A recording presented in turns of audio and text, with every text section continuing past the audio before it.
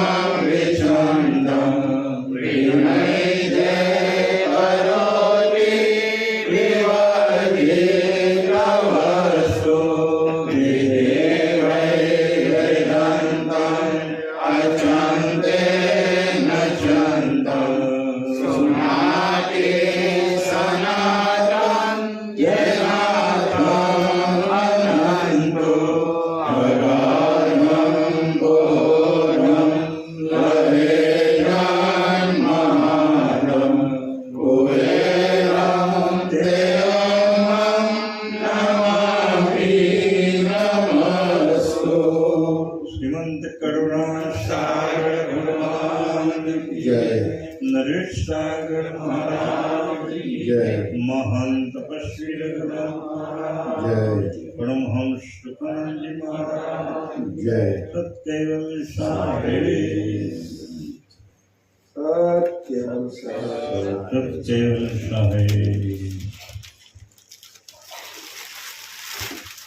આપણો જે ગ્રંથ ચાલુ છે પરમ સિદ્ધાંત પ્રણો કલ્પ કરો વિષ્ણુદાસજી મહારાજે 21 ચોપાઈ સુધી એનું ગ્રંથનું વાંચન કર્યું. આપણે 21 થી પછી આગળ વધીએ. પેલા 21 ને જ લઈ લી અને ત્યાંથી પછી હાંધો મેળવીને ગાંઠ વાળીને આગળ વયા જાય.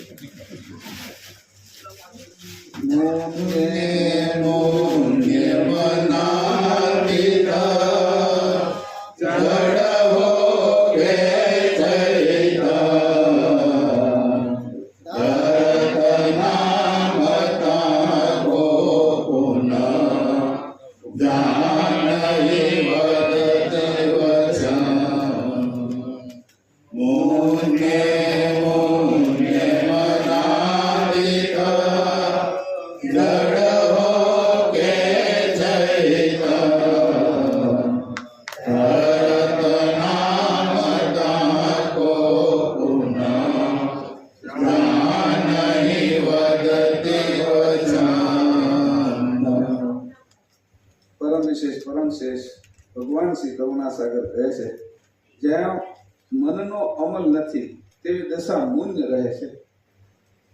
તેથી મુન્ય એટલે કે મનવાળી અગર મન વગરની જળ જાતિ હો અગર ચેતનતા વાળી હો એવી દશા કોઈની પણ નામ કલ્પી શકે તેમ નથી.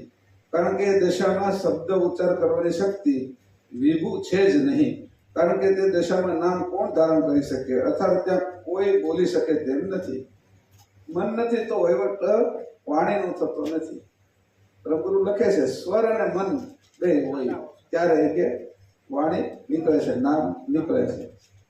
આમ તો એવું આના નામ છે એ ઉપલું છે, નામ પ્રણવથી ઉત્પન્ન થાય છે અને પ્રણવની કઈ સ્થિતિમાં પ્રણવ હોય છે ત્યારે અક્ષરો ઉત્પન્ન થાય છે એના માટેનું આ આખું અંગ છે. આપણે જે બોલી છીએ એની વાહે કેટલી કરામત કર્તાએ મૂકી છે એ જો તમે જુઓ તો તમને ખબર પડે. બોલી તો નાખી, હારવી બોલી નાખી, નરવી બોલી નાખી, પણ જે બોલી છે એની વાહે કર્તાની કરામત કેવી મૂકેલી છે, કેટલી યોજના મૂકેલી છે. એ કે પ્રણવ ચાલુ હોય અને સુસુપ્તિની અંદર આપણે ઊંઘી ગયા હોઈએ તો પણ આપણે બોલી શકતા નથી. અને તમે મન જાગૃત છે ને તમે પ્રાણનો કુંભક કરી દીધો છે અથવા પ્રાણ બહાર કે અંતર કુંભક કરી દીધો હોય તો પણ બોલી ન શકાય. વિખરાતે કુંભક કે બોલાય. તમારો કુંભક છૂટે અને હું વાણી બોલું છું તેમાં જો હવા બહાર જાય જ નહીં તો આ અક્ષરો છે ને છૂટા ના પડે. મુખની અંદર કાળ ચક્ષસત્વ રાખેલું છે પરમ ગુરુએ. તો વાણી વિશે જે આ આખો જે પ્રણવ આવે છે એને કટકા કરીને જે પ્રમાણેનો આકાર ઉત્પન્ન કરવો હોય એવું દંત્ય, વચ્ય, તાલુ એવા મૂર્ધન્ય એના ભાગ ઉપર એ પ્રણવને અથડાવી અને એનું રૂપ બનાવે છે. અને આવા રૂપ જે અક્ષરના રૂપ ભેગા થાય એની સાથે સ્વર લાગે એટલે અક્ષર સ્પષ્ટ થઈ જાય. આમાં મેં એકવાર કીધું હતું તમને કે પહેલા છે એ સ્વરનો ઉપયોગ નહોતા કરતા ત્યારે સ્વરની એટલી ખબર ન પડતી હોય તો વાણી છે એનો વિકાસ નહોતો થયેલો. વ્યાકરણાચાર્ય પહેલાની વાત છે. તો અમુક જગ્યાએ છે એ કાના માત્ર વગરનું બોલે. એટલે ક્યારેક કોઈને સમાચાર દેવા હોય તો કે ભાઈ કક હજુ મર ગયો થાય એમ તેમાં સમજવું હું કે કાના માત્ર નથી કઈ તે ઓલા જે હોય ઘરે એને સમાચાર આપ્યા કક હજુ મર ગયો થાય એમ તે આખું ઘર કાણ લઈ ગયું કાકા આજ મરી ગયા થાય, કાકા અજમેર ગયેલા. સમજાણું? એટલે જે શબ્દ છે એની વાહે જે બોડો નીકળે તો બોડા અક્ષરનું શું પરિણામ થાય કે જે સમજ છે એ સ્પષ્ટ ન આવે. એટલે અહીંયા કીધું કે મન છે એ ન હોય અને તો અક્ષર છે એ આપણે વાણી વિલાસ થાય નહીં. એવા કેટલાયની અંદર કે આ કેટલી એવી જાતિ છે કે જેની અંદર મન છે એ નથી તો એની અંદર આ ઉચ્ચાર થઈ શકતો નથી. 22મી ચોપાઈ નામ ઠામ ગુણ ગાય વચન થકી વિગતાય તે વચન ચૈતન થકી ચૈતન અંશ પસાર. નામ ઠામ ગુણ ગાય વચન થકી વિગતાય એ વચન ચૈતન થકી ચૈતન અંશ પસાર. નામનું ઠામ ઠેકાણું તથા ઘર ગ્રામને વચનોથી વિગતવાર કહી શકાય છે અને તે વચન રૂપી શબ્દો ઉચ્ચાર ચૈતન્યથી થાય છે. એટલે શબ્દ પ્રકરણનો પસારો ચૈતન્ય અંશથી જ પસરે છે. હવે અહીં કીધું કે નામ કોઈનું નામ લો. હમણાં પછી નામમાં તે ધીરે ધીરે છે ને નામ અરૂપ થતા જશે. પેલા નામ રૂપવાળા હશે. હમણાં નામ છે ને એને ધીરે ધીરે અરૂપ કરી નાખશે. અહીં તે શરૂઆત કરી રૂપવાળા નામથી કે નામ કોનું નામ બોલ્યા તો કે વિનુભાઈ, રાજાભાઈ છે, વિષ્ણુદાસજી મહારાજ છે, આ બાજુ બહેનોમાં નામ છે. તો નામ થકી વિગત આવી કે એની વિગત થાય. નામ બોલો કે ભાઈ ફલાણા ભાઈ છે તો તરત હા હું છું એમ એની વિગત છૂટા પડ્યા. નામથી આટલા બધા આપણે છીએ એમાંથી કોઈનું નામ બોલ્યા એનાથી ખબર પડી કે આ દેવજી ભગત છે, કે આ જીવણભાઈ છે, કે આ વિપુલ છે. એ ખબર કેમ પડી કે નામથી એની વિગત થઈ એટલે જે બધા ભેગા ભળી ગયા છે એનાથી છૂટું પડ્યું. આ છૂટું પડવાની રીત. પછી ઠામ જે જગ્યા છે ઠામમાં બે રીતે વાસણી આવે અને મુદ્દો આવે. ઠામમાં ઠામ આપણે કઈ ઠામડા ઓળખી નાખ્યા કાઠિયાવાડમાં અમે કરી અને ઠામ પછી ઠેકાણું કે ઠામ એટલે ઠેકાણું. ઠામને ઠેકાણે મૂકવા એટલે જે કઈ વિષય છે એ કેવી રીતે કે દરેકનું નામ જે નામથી તો ચેતન ઉપર લાગ્યું પણ ઠામ જડ ઉપર લાગ્યું.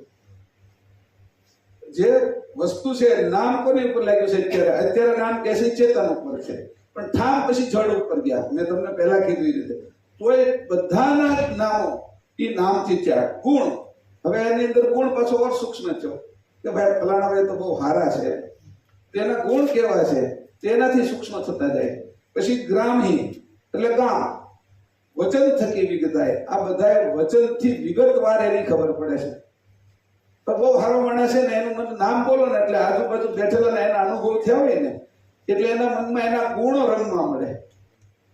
તમે જોજો, કોઈ માણસ દાનવીર છે, કોઈ માણસ સારી વ્યક્તિ છે, એકબીજાને મદદ કરે છે, આપણા કુટુંબમાં એવો હોય જેને બધા મને ખાલી એનું નામ બોલો ને એટલે એની સાથે એના ગુણ છે ને એ બધાની અંદર પ્રસરી જાય.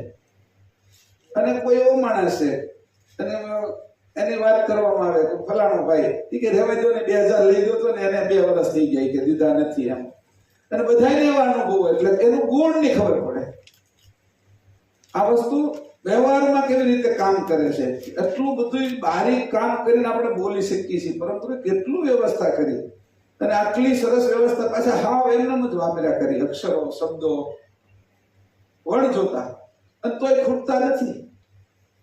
તેહી વચન ચૈતન થકી. કોનાથી આ વચનો તૈયાર થયા? એક રાજા હતો ને એના અંદર એનો આત્મા નહોતો, પછી કાંઈ બોલી ન શકે. રાજ્ય એનું મોટું. એક વિદ્વાન માણસ હતો, બહુ સરસ કથા કરતો હતો, જ્ઞાની એને ઘણું, પણ હવે એનું અવસાન થઈ ગયું, બોલી શકતો નહોતો. એવી રીતે નગર શેઠ હતો, તો પણ એ કઈ કોઈની ઉપર એના નોકરો ઉપર હુકમ નહોતો કરી શકતો. કેમ કે એની અંદર અંશ નહોતો. અંશે જ્યારે એનું સ્થાન લઈને ખેંચી લીધી, વૃત્તિ ખેંચી લીધી એટલે જે સબ થઈ ગયેલું છે એની અંદરથી કાંઈ પણ પસારો થઈ શકે નહીં. જ્યાં સુધી આપણી અંદર અંશની સત્તા છે ત્યાં સુધી આપણે બધા મોજ કરીએ છીએ, સમજી લીધો. આ એની સત્તા છે ને એનું રૂપ જ આપણે પોતે છીએ. પાછા અસ્મિ કેમ મોજ કરે છે? અંશની સત્તા એ આ અસ્મિ છે. આપણે બધા અસ્મિ જે લાગ્યા છે એ મોજ કોના છે કે જેટલા વિષય છે એ કે એ ચેતન અંશ પસાય. અને આ બધો પસારો કોની કર્યો છે નામ લગાવવાનો? કે ચેતન અંશથી થયા છે. પછી ચેતન અંશ તો એ કે કીડીમાંય છે, હાથીમાંય છે, એની કેમ નામનો પસારો ન કર્યો? પછી એના વિશે સૂક્ષ્મ વાત આવશે કે મનુષ્ય અને દેવો આ બે લોકો બધા ઉપર નામ લગાડી શકે. લીમડાને ખબર નથી કે હું લીમડો છું, મનુષ્યનું નામ પાડ્યું આ લીમડો છે. હવે લીમડાની અંદર ઔષધિ છે એ લીમડો જાણતો નથી કે સુસુપ્તિ અવસ્થા છે. આપણે સુસુપ્તિમાં જઈએ છીએ તો આપણે પર મચ્છર પેઈ જાય, માકડ આપણે ઠોલી જાય, આપણે કઈ ખબર રહેતી નથી. ડોક્ટર સુસુપ્તિમાં લઈ જઈને ઓપરેશન કરી નાખે તોય ભાન નથી રહેતી. આ એનેસ્થેસિયા ને બધું ઊંઘાડે પછી બેડું કરી નાખે એ જે ભાગ છે તો આપને એ સુસુપ્તિમાં ગાઢ સુસુપ્તિમાં લઈ જાય અને પછી ઓપરેશન કરી નાખે, કાપી નાખે તોય આપણને ખબર નથી પડતી. એવી રીતે જે કીધું કે આ બધું ચેતન અંશથી થાય. પણ કોના અંશથી થાય? કે 84 લાખ યોનિની અંદર બે જેવા છે, દેવો અને મનુષ્ય, જે બીજા ઉપર નામ લગાડી શકે, એનું નામ પાડી શકે અને નામ પ્રમાણે એની સાથેનો વહીવટ કરી શકે. બકરીને બકરી છે એની ખબર નથી, કૂતરાને કૂતરો છે એ કૂતરા બધા ભેગા થઈને એવું કીધું છે કે અમારી જાતિનું નામ કૂતરા રાખવું એમ. આ તો ગજબની વાત છે કે નામ પાડ્યું કોને કે એની વિશે કીધું. જે નામ છે આ ખુરશીનો આપણે ઉપયોગ કરીએ એને કઈ ખબર છે? નામ આપણે કોઈ કીધું કે ખુરશી લઈ આવો ને બે, હવે એમાં પાછું બધી વિગત આપી દીધી. બે લાવવાની છે, ખુરશી જ લાવવાની છે, તવેથા બે નથી લાવવાના. જે તમને કહેવામાં આવે છે એનું રૂપ અંદર બંધાઈ જાય છે સામે વાળાને. એ તો વિચાર કરો કે તંત્ર કેવું બનાવે. ઘરમાં બેનો રસોઈ બનાવતા હોય એટલે બીજી દીકરી કે કોઈ વાળું હોય તેમ કે ભાઈ હાણસી લાવજે, તો હાણસી એના અંદર મગજની અંદર એનું રૂપ પહેલા બંધાય પછી હાણસી લાવે છે. પણ એટલું ઝડપથી થાય છે કે આપણે ખબર નથી પડતી સંસ્કાર કોઈ પણ વસ્તુ. તો આવું આ કર્તાની જે રમત છે, કૃત છે, કૃતને જોઈને કે કર્તા નક્કી કરો. આમાંથી નક્કી શું કરવાનું છે કે કૃતને જોઈને કર્તા નક્કી કરો કે જે આવું બનાવનારા છે કેવા હશે. તો એ વિગત અહીંયા કીધી કે ચેતન અંશ પસાય. તમને એવું લાગે કે મહેશભાઈ બહુ ઊંડું લઈ જાય છે, હમણાં અંદર બેઠા હતા ને, પણ ઊંડું ન લઈ જાઓ તો બરાબર કામ ન થાય. આ લોકો છે ને પહાડો તોડતા હોય એની અંદર ટોટા મૂકે, અને ટોટા મૂકે કે કૂવો ખોદતા હોય તો એની અંદર એ ટોટા મૂકે. એ ટોટા જેટલા ઊંડા મૂકે ને અને એ જેટલા ઊંડા જેટલા જાય ને એટલો એ પહાડને વધારે ને વધારે તોડી નાખે. અને ઉપર છલ્લા મૂકે ને તો ઉપરથી છીપરા ઉડે, ખાલી અંદર એનું કામ બરાબર ન કરે. એટલા માટે જેટલું ઊંડું જવાય એટલું આપણા અંતસ્કરણમાં ઊંડા જાય છે. એટલા માટે મારો આશય એવો છે. પણ ઘણી વખત મને કહેવા હતી તમે છે આગળ હકાવી લેતા હોત તો મેં કીધું હજી કઈ પૂરું થયું ન હોય ને આ બધા રોડ બનાવ્યા, મારા રોડ બનાવી નાખવાના. એક વરસાદ આવે ત્યાં તૂટી ફૂસ થઈ જાય. કે ગમે એ માન્યતા ગમે એની આવે છતાંય હૃદયની અંદર એવું આ જ્ઞાન સંગ્રહાઈ જાય કે કોઈ માન્યતા એના ઉપર એને તોડી ન શકે. પછી મોટા 10 વ્હીલના ટ્રકો એની ઉપર જાય ને તો એને તોડી ન આપવા જોઈએ. એવો રોડ બનાવવો જોઈએ આપણે. તો એને એના માટે બરાબર મક્કમતાથી કામ કરવું જોઈએ. અહીંયા કીધું ચૈતન અંશ ફસાય. ચેતન અંશ ન હોય તો આ થાય નહીં, ચોપાઈ દેવી છે. અંશ ઉદિત કરતા સે કરતા નિજ કૈવલ આદ્યંત મય દેવું કે એકલ મલ અંશ ઉદિત કરતા સે કરતા નિજ કૈવલ આદ્યંત મધ્ય દેવું કે એકલ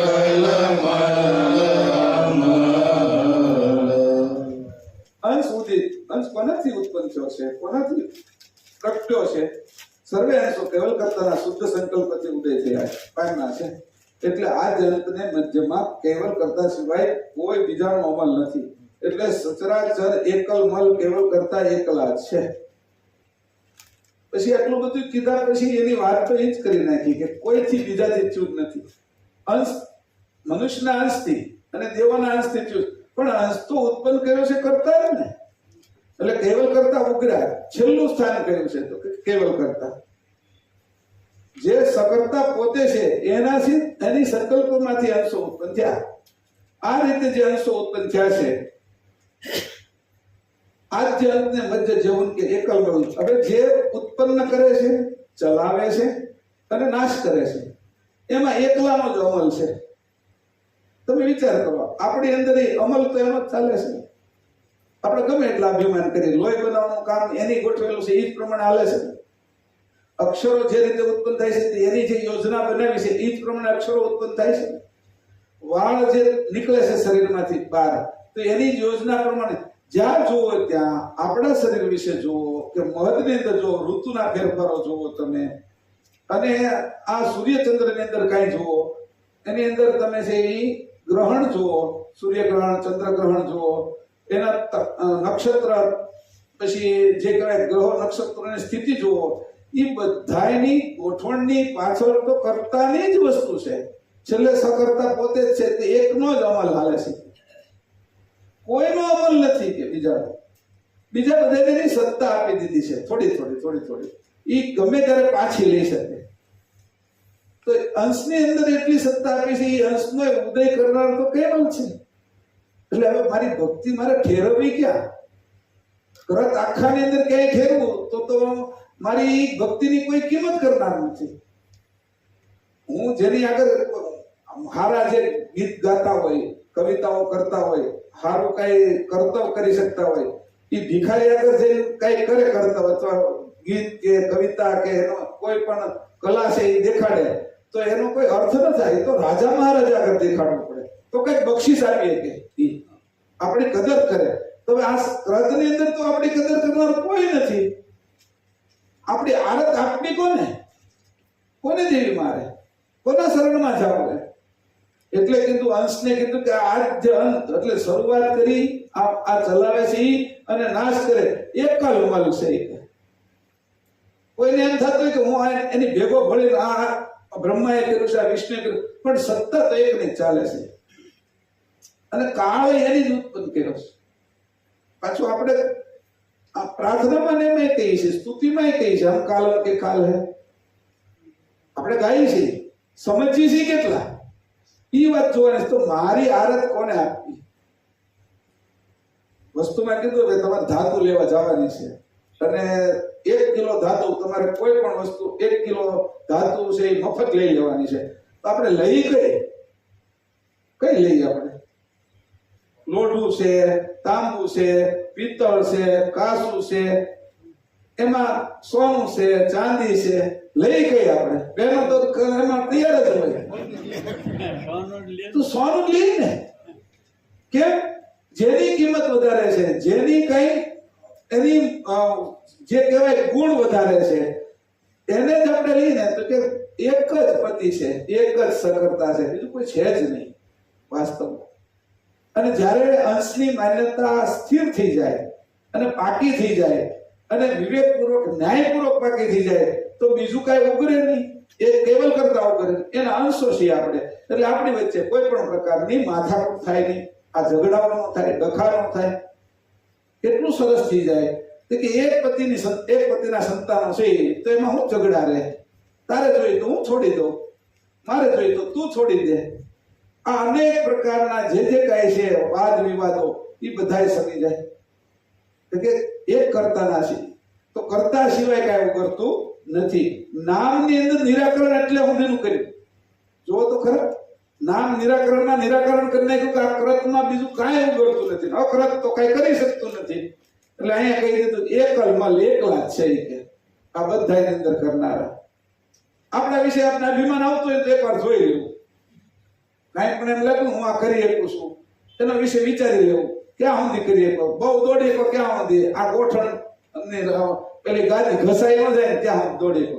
બહુ હારી શેરડી ખોલીને ખાઈ શકું છું, દાંતણ કરી શકું છું, પણ દાંત વયા જાય તો ખબર પડે કે આ બધું કાંઈ કરી નથી. એની જ રચનામાં હું આ બધું કરી શકું છું.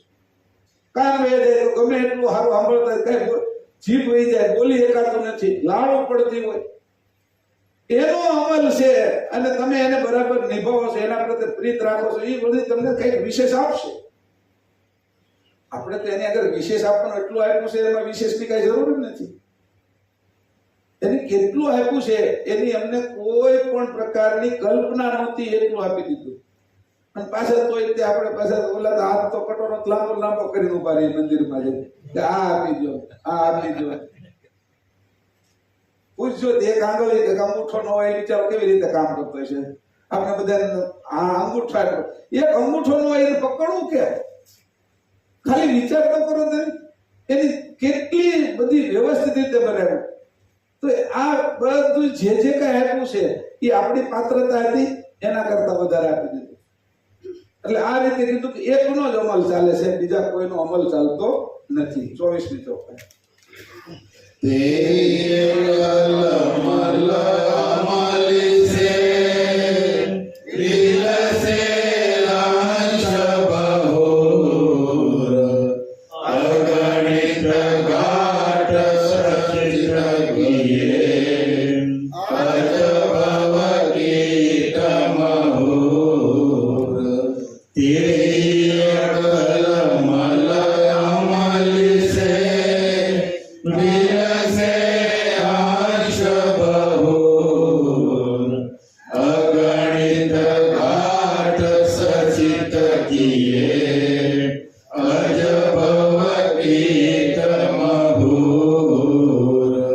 સચરાચર સર્વભૂમિને વિશે એક અખંડ અમલના અમલી રૂપ કેવલ કરતા એકલા જ છે અને તેનાથી જ અનંત અંશો વિલસી એટલે કે ઉત્પન્ન થઈ અગણિત ઘાટ જેવા કે શિવ, બ્રહ્મા, વિષ્ણુ તથા પુરુષ પ્રકૃતિ તેમજ મહોર જંતુઓથી લઈ અસંખ્ય ઘાટો ચલાયમાન કરેલા છે. સચરાચર સર્વભૂમિને વિશે એક અખંડ અમલના અમલી રૂપ કેવલ કરતા એકલા જ છે. કોને યાર સંબંધ બાંધવાનો? કેવલ કરતા એકલા જ છે. એના વિશેથી જ આ બધું નીકળ્યું છે કે હવે એની કીધું કે તેહી એકલ મલ અમલી છે વિલસે અંશ બહુર. કેટલા અંશો વિલસે છે એની અંદર. જેમ સૂર્યની અંદરથી કિરણોના જો કણખલા કરી નાખીએ તો કણખલા કેટલા હોય, સમુદ્રના ફીણ નો વિચાર કરીએ તો કેટલા હોય. એટલે એની કીધું અંશોનો એક ચોપાઈમાં એની થોડાક આંકડાઓ આપ્યા હતા. તો એની અંદર શંકુ ને પદ્મ અને મહાપદ્મ એવું 3-4 આંકડા આપેલા છે. મને લાગે છે અગાધ બોધમાં જ છે. તો કેટલા અંશો ઉત્પન્ન કર્યા? પછી કીધું અનંત. આંકડામાં ન આવે એટલે કીધું આંકડા વગર અનંત ઉત્પન્ન કર્યા. અનંત અંશોની અંદર હું એક છું. મારી હું વિશેષતા? અનંત અંશોની અંદર હું એક છું. એટલે હું આ રીતે જ્યારે કરું ત્યારે મારા જે બધા અંશો છે, બાંધવો છે, એની સાથે મને વિવેક આવે છે. વિવેક વયો ના જાય એની સાથે. પ્રેમથી, ભાવથી, વિવેકથી કામ કરતા શીખી જાય. પણ જ્યારે અભિમાન ઉત્પન્ન થાય ત્યારે એનાથી ઉપરવટ જવાની કોશિશ કરી તો આખાની અંદર છે, આપણી અંદર દુઃખ ઉત્પન્ન થાય, આજુબાજુમાં દુઃખ ઉત્પન્ન કરીએ આપણે. અહીંયા કીધું છે અગણિત ઘાટ સંચિત કીએ. અગણિત ઘાટો ઉત્પન્ન કર્યા. ક્યાં સુધી? કે બ્રહ્મા, વિષ્ણુ, પુરુષ પ્રકૃતિ અને મહોર જંતુ સુધી ગયા. વળી કોઈને બધાને બહુ મોટા અભિમાન આવી જાય ને તો એક કોરોનાનું બેક્ટેરિયા બનાવી નાખ્યું ને તે આખા સંસારને અલગ અલગ કરી નાખ્યો. સત્તા એટલી આપી દીધી એ ઝીણા અમથાને કે બધી ટ્રેનો બંધ, પ્લેનો બંધ, રોડ રસ્તા ઉપર કોઈ નહીં. સત્તા જુઓ એની કીધું કે આટલા ઘાટો ઉત્પન્ન કર્યા પણ ઝીણા ઘાટને સત્તા મોટી આપી દે તો થાય હું. ઘણા અભિમાન બહુ મોટા હતા. હીરાના ઘણા લોકો બહુ મોટા શેઠો છે ને એના બિચારાના અવસાન થઈ ગયા આમાં. અને ઘણા છે એ બે તો રાષ્ટ્રાધ્યક્ષ એટલે રાષ્ટ્ર પ્રમુખ, વડાપ્રધાન એવા હોતી બે એકના વિદેશમાં અવસાન થઈ ગયા. જેની સત્તા, જેનું બોલવું બધા પાળતા હોય એને એક બેક્ટેરિયા છે એ સાફ કરી જાય. આવા ઘાટો અનંત બનાવ્યા. પાર હોય કોની અંદર કઈ સત્તા મૂકી છે, કેટલી તાકાત મૂકી છે એની આપને ખબર જ ન પડે. એવા કર્તાને કેવી રીતે ભજવા, એને કેવી રીતે ઓળખવું, એના પ્રત્યે કેમ આરાધ કરવું, એની ભક્તિ કેમ કરવું, એની પૂજા કેમ કરવું, એની ઉપાસના કેમ કરવું, એની સાથે સંબંધ કેમ જોડવું, કઈક તો પદ્ધતિ છે. મારે કોઈને ફોન કરવો હોય તો આ ફોન લગાડો તો તરત લાગી જાય કોઈ પણ જગ્યાએ. તો એવી કોઈ પદ્ધતિ તો છે મારો એના સંબંધ જોડાય એવી વિશેષ રીતની. બાકી બધાનો સંબંધ તો છે જ, અંશો છે એને, પણ મારો કઈક વિશેષ રીતે મારે સંબંધ જોડવો હોય તો હું કઈ રીતે જોડું? એટલે અહીંયા આપણે આવી છીએ, આ સંપ્રદાયની અંદર આવીને આપણે એની સાથે જોડાણા છીએ. હવે સંપ્રદાયમાં આવ્યા પણ હજી ઉપર છેલ્લા જોડાઈએ તો ખબર છે આપને કે સમુદ્રમાં મોતી હોય છે, પણ કાંઠે બેઠા બેઠા છપછપિયા કરી તો હાંજે કોડીને છીપલા ને શંખલા ઘરે લઈને જાય, મોતી નું આવે. જોજો આ દરિયા કિનારે આવ્યા છતાંય જો મોતી ન લઈને જાય તો આ સંપ્રદાયમાં આવ્યા એનો અર્થ શું? આ સંપ્રદાયમાં આવ્યા એનો અર્થ તો જોઈએ ને આપણે કે હું આ સંપ્રદાયમાં આવું, મને કેવલ કર્તાની સાથે મારી એકતા ન થાય તો મારું કામ શું છે અહીંયા, અને મારે કેવી રીતે કરવી જોઈએ? એવા સંતો હોય, એવા મહંતો હોય જેની આ વિષયને ચીનો છે અને અનુભવો છે, એના શરણમાં બેહીને આ વસ્તુ શીખવી જોઈએ. એની પાસે જવું જોઈએ. ગ્રંથ કહેતા હોય એના અર્થો જેમ છે એમ કરવા જોઈએ. અને એક સમય એવો આવે કે એની સાથે આપણે જોડાયેલા હોઈએ. આ ઢેરકોરડીની પૂંછડી જેવા નહીં થઈ જવાનું. જોડાયેલી હતી ને તો હેઠે પડી ને તડ પડી, પણ પછી થોડીક વાર રહી એને કઈ જીવન આખું ન મળે. એટલે આપણે આ સંપ્રદાયમાં આવીને એવા જોડાઈએ કે જેથી કરીને ક્યારેય આ કરતાથી છૂટા તો નકરે નથી પડતા, પણ જાણીને અમે એને માનીએ. અજાણમાં કરતાને ન માનીએ. એની વાત કરી કે આટલા જે બનાવે છે જીવ જંતુથી લઈને એના બધાના ઘાટો, અગણિત અંશો એની સાથે મેળવી દીધા, એની સાથે પહેરી દીધા અને જડ શરીરોને હાલતા કર્યા. અંશોને પહેરી દીધા, જડ શરીરો હાલે છે. જડ છે આ. અત્યારે એવું લાગે છે ચેતન છે આપણે છીએ ને, એટલે એક વખત જોઈ તો જો આમાંથી નીકળે પાછા નથી હોતું, એટલે જોવા જોઈ નથી. અખતરા કરવો કે આમ ગરમમાં તો અખતરો કરી કે દાજી ગયા.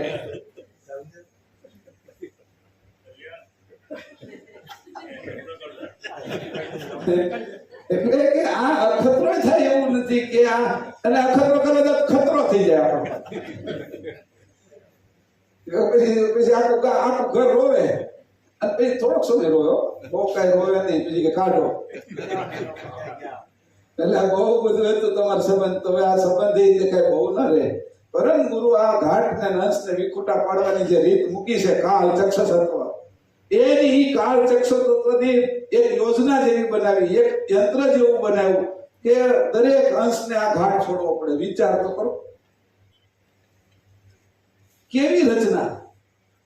વર્ગ જ્ઞાન આનંદથી આ ઘાટ લીધો અને કાળ ચક્ષુથી છોડી દેવાનો. હવે કોઈ કે શંકર છોડાવે, કોઈ કે બ્રહ્માએ ઉત્પન્ન કર્યું, કેવી રીતે આ બધું માનીશું કે? પણ તત્વોએ જે અંશો હતા એની આ તત્વને ગ્રહણ કર્યા, એનું ઐશ્વર્ય વધ્યું એટલે એની કામ કર્યું. પણ છતાં પણ આની વાહે યંત્ર બનાવ્યું છે, આખી યંત્રણા કરી, તત્વો બનાવ્યા અને ઘાટને અંશની સાથે મેળવવાનું જે કામ કર્યું છે એ યોજના આખી છે એ સકર્તા કૈવલ્ય કરેલી છે. આ જે ચોપાઈનો આવો અર્થ થાય છે. એને કીધું અગણિત ઘાટ સંચિત કિયા અજભવ કીટ મહુર અનંત અંશોનો વિલાસ કર્યો છે. વિલસી રહ્યા છે બધા. કોઈ પાણીની અંદર વિલસે છે, કોઈ આકાશની અંદર વિલસે છે, કોઈ પૃથ્વી પર વિલસે છે, કોઈ રાજમહેલમાં વિલસે છે, કોઈ મંદિરની બહાર ભીખ પણ માંગે છે. કે આ જોતા એવું લાગે છે કે આખાના અમલી એક જ છે, બીજું કોઈ છે જ નહીં. કે 25મી ચોપાઈ અનુસુત સકલ સાજ સમદાય હોત ઇન્દ્રિયાંતસકરણ ગુણ પ્રકૃતિ એકતાય તેય અંશ થકી અનુસુત સકલ સાજ સમદાય હોત ઇન્દ્રિયાંતસકરણ ગુણ પ્રકૃતિ એકતાય. અને નામનું નિરાકરણ છે તેહી અંશ થકી અનુસૂત. આ અંશની સાથે જોડાયેલા છે બધા. સકલ સાજ સમુદાય, તો જેટલા સાજો, જેટલા ઘાટો છે, જેટલા શરીરો છે, કીડીથી માંડે મૌરથી માંડે જ્યાં સુધી બધા અંશની સાથે અનુસૂત છે, જોડાયેલા છે. એ જો છૂટા પડી જાય તો ઘાટ છે એ જડ થઈ જાય. હવે અહીંયા એને કીધું હોત કોણ? ઇન્દ્રિય, અંતસ્કરણ, ગુણ, પ્રકૃતિ એક થાય. 4 નામ આપ્યા. ઇન્દ્રિય તો કેટલી ઇન્દ્રિય છે આપણે? 10. એમાં 5 કર્મેન્દ્રિય, 5 જ્ઞાનેન્દ્રિય. અંતસ્કરણ કેટલા છે? 4. નામ 5 લઈ લેવાનું ભેગું, 5 નામ એટલે 5 અંતસ્કરણ છે. ગુણ કેટલા છે? 3. અને આ ચાસમીનો જે માર્ગ છે એ આમાં દેખાડ્યો છે કે ઇન્દ્રિયની ચાસમી કોણ લે છે? મન એટલે અંતસ્કરણ. પછી મનની ચાસમી કોણ લે છે? ગુણ. ગુણની ચાસમી કોણ લે છે? અવ્યાકૃત, પ્રકૃતિ. બરાબર? એનો અતિક્રમ બતાવી દીધો પરમ ગુરુએ. તમે વિચાર કરો, એની હમણાં જીવનભાઈ કહેતા હતા ગમે એનાથી એક ચોપાઈ લો મહેશભાઈ, એમાં આખું જ્ઞાન ભરેલું છે. કે ગમે એનાથી એક તમે કાઢો ને એક ચોપાઈ, એમાં આખું જ્ઞાન ભરેલું. કે આ તો પરમ ગુરુની ખાસિયત તો જો ગ્રંથની, આ ગ્રંથો 4 જણાને લખાવે છે.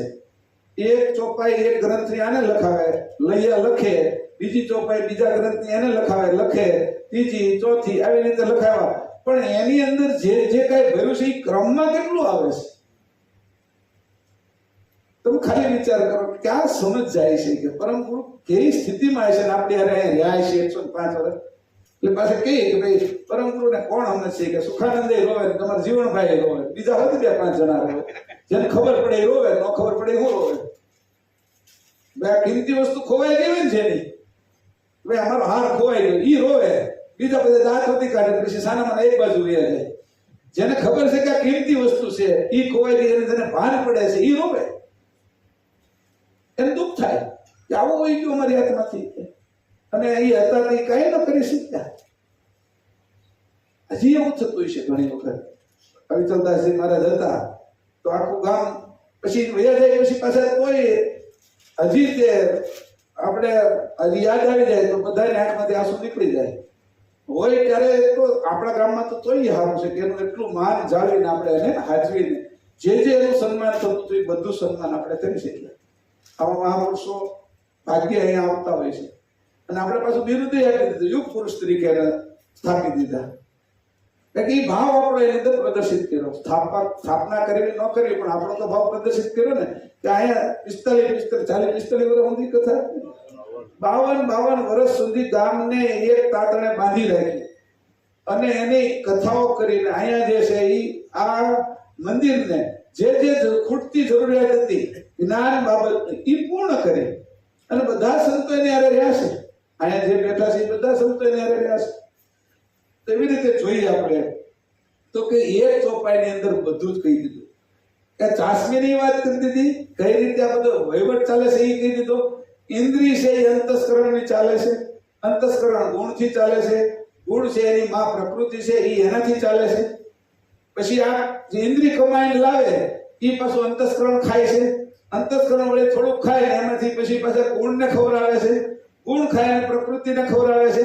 એને આ ઉત્પન્ન કરીને ત્યાં સુધી પોગાડ્યું બધું, પણ એને નામ નિરાકરણની અંદર ટોટલ નિરાકરણ કર્યું. જો તો ખરા, નામનું તો નિરાકરણ કર્યું, પણ નામની અંદર એના ગુણ હતી કે રમણભાઈ. તો રમણભાઈ ની અંદર રમણ કરનારા આ ભાઈ છે. મગનભાઈ એ હંમેશા મગ્ન રહેશે કોઈ પણ વસ્તુની અંદર, તેના ગુણ.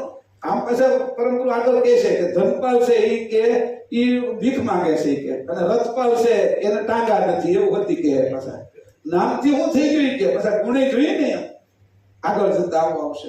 તો ગુણ અને એનું જે સ્વરૂપ છે એ બંને જ્યારે એક સરખા હોય ત્યારે એની અંદર નામ જેવો ગુણ હોય તો એ શોભે. અહીંયા એવી રીતે કીધું છે. આનો 3-4 નો વહીવટ કર્યો છે. 26મી ચોપાઈ તે એકતાય તે ઉજરતા અંશ પ્રેરિત અતિવાન કોઈ વાણ કે નિરમિત સર્વશિર નામ ધામ. તે એકતાય તે ઉજરતા અંશ પ્રેરિત અતિવાન કોઈ વાણ કે નિરમિત સર્વશિર નામ ધામ. અંશનો પદાર્થ સાથે અનુસૂત રૂપ એટલે કે એકતાવાળો ભાવ હોવાને લીધે તે ગુણ ગણને પ્રકૃતિમાં અતિ વહાલપણે પ્રેરણા કરે છે. અર્થાત અંશના મૂળ ભાવમાં વાણીનો નિર્ણય થઈને તેની પ્રેરણા દ્વારા ઉચ્ચાર થાય છે. એથી સર્વ પદાર્થ નામ નિશાની યુક્ત દ્રશ્યમાન થાય છે. થાય છે કેનાથી કે આનો ક્રમ તો એની આગળ કહી દીધો, ઇન્દ્રિય, અંતસ્કરણ, ગુણ ને પ્રકૃતિ. પછી તેની એકતા, આ પછી બધાની એકતા થાય છે. અંશ પ્રેરિત અતિવાણ, આ વાણી જ્યાંથી નીકળે છે એની અતિવાણ ક્યાં આવી, એનું ઘર ક્યાં આવ્યું, એની ખાણ ક્યાં આવી કે અંશની પાસે. આ બધાની એકતા કરે છે ત્યારે એકતાના કારણે વાણી નીકળે છે. એ કોની પ્રેરણાથી નીકળે છે તો કે એ અંશની પ્રેરણાથી નીકળે છે. વહી વાણ કે નિર્મિત સબશિર નામ એંધામ. જે અંશથી નીકળેલી જે અતિ વાણી છે એ વાણીથી બધા ઉપર નામો પડેલા છે. સબશિર નામ એંધાણ, અને એ એંધાણી છે બધા. હાવણો કહીએ એટલે હાવણો જ આપણા હાથમાં આવે. ચમચી કહી તો ચમચી જ હાથમાં આવે આપણી. હળી કહી તો હળી જ આવે, અગરબત્તી કહી તો અગરબત્તી જ આવે. કેમ? એંધાણ છે. નામમાં એંધાણી ભરી દીધી છે. ફૂલ કીધું, ડાળી કીધી. ફૂલ એમ કહો એટલે તમને ફૂલ દેખાય, પણ ડાળી કહો તો ડાળી. પછી કીધું ફૂલ સાથેની ડાળી, તો ફૂલ ઉગેલું દેખાશે ઉપર. પછી કીધું કે ભાઈ આ કેરી છે ને સીધી આંબા ઉપરથી લઈ આવ્યા છે, તો એ આંબાની જે ડીટ છે એ પણ સાથે છે, એટલે હવે તમને ડીટ વાળી કેરી દેખાય. એંધાણ થઈ જાય છે કે આ શું દેખાય છે અંદર છે નહીં અહીંયા, પણ દેખાય છે એ રીતે. આ કોઈ મહારાજ છે, કોઈ વ્યક્તિ છે જે અહીંયા નથી આવ્યા, એનું તમે નામ બોલો તો રૂપ જ લઈ લેશે. મેં તમને જે પહેલા કીધું કે એની એંધાણી અંદર થઈ જાય છે. આ રીતે કે સબશિર નામ એંધાણ એ કોણ કરે છે? તું ન હોત ને આમાં ન થાય, તું છો એટલા થાય છે. હવે વિચાર કરો, કરતા એ આપણે પહેર્યા છે હંસને, તો એના કારણે પાછા જોઈજો આ બધી વાત તું છો એટલે થાય છે એમ કહું છું. એટલે તને કોને કહું છું તો કે હંસને કહું છું. તો તું હું તને કોને કહું છું?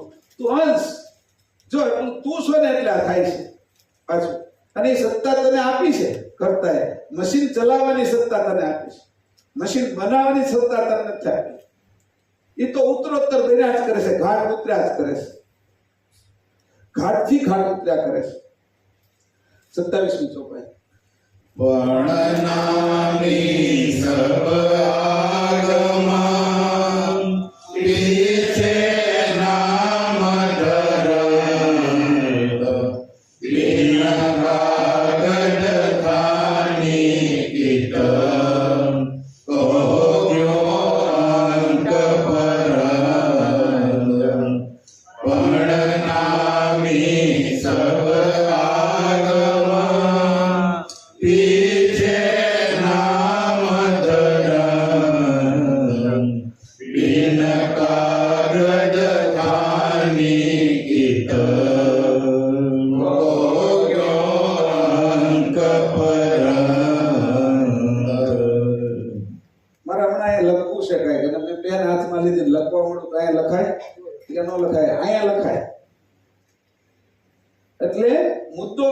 અહીંયા બે વસ્તુ જુદી કરે છે.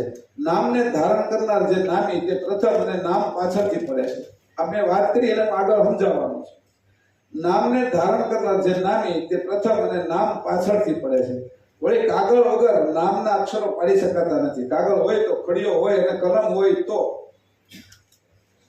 પણ અક્ષર આપોઆપ પડી શકતા નથી, કારણ કે અંશની પ્રેરણા નિરાકાર છે અને એ મુદ્દો અંશની મતલબમાં રહેલો છે. તે જ્યાં સુધી બહાર ના આવે ત્યાં સુધી ઘાટનું રૂપ બંધાય નહીં. હવે પેની છે, આ બોડી છે, બધું છે, અને હું શું, પણ આમાં અંશ નથી, તો અહીં લખવું એટલે લખાય કે ન લખાય? એટલે એની કીધું અંશ તો પહેલા છે. કે પ્રથમનું કીધું તો કે પહેલા નામી છે. આ નામને ધારણ કરનાર કોણ છે? તો કે નામી.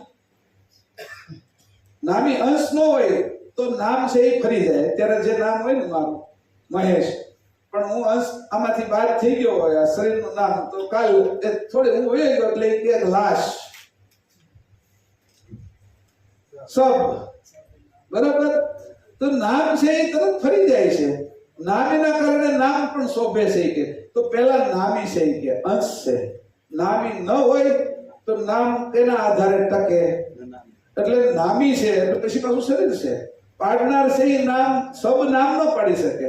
અંશ હોય તો નામ પાડી શકે. એટલે નામ પાડવું અને નામને ધારણ કરવું એ બે વસ્તુ જેનામાં રહી છે એ અંશ છે. શરીર ખાલી ખોટું પડેલું હોય એ નામ તો ધારણ કરે જ છે સબ, પણ પાડી શકતું નથી. બીજું નામ કોઈને બોલાવી શકતું નથી. એટલો ફરક છે. નામ એ ધારણ કરીએ કે આ કીધું કે ચોપડી છે, બુક છે, એ ધારણ કરી શકે છે, પણ એનું નામ એ પોતે પાડી શકતી નથી, કારણ કે જડ છે.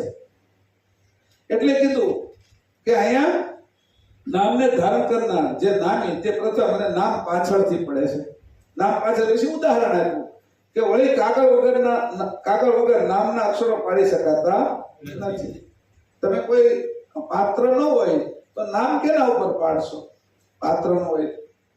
મન કયો તો પણ એક પાત્ર તૈયાર થઈ જાય કે જે મનન કરે છે. એ બુદ્ધિ કયો તો એક પાત્ર તૈયાર થઈ જાય કે જે ઘાટ ઘડે છે. એ છે નહીં, વસ્તુ નથી. વસ્તુ છે એના ઉપર તો નામ લગાડ્યા પરમ ગુરુએ. વસ્તુ દેખાતી નથી એને ગુણથી નામ પાડ્યા. જુઓ તો ખરા. આ જે મહત્વના મુદ્દા છે કે નામ વિશે કેટલું એને વિચાર કર્યો છે કે આ નામ કેવી રીતે પાડવામાં આવે છે. તો કે કાગળ વગર, ખડિયા વગર, કાગળ ન હોય તો ખડિયા અને કલમથી નામ ન પડે. કાગળ જોઈ છે, ખડિયો જોઈ છે, કલમ જોઈ છે, અને નામ પાડનારો જોઈ છે હાજર.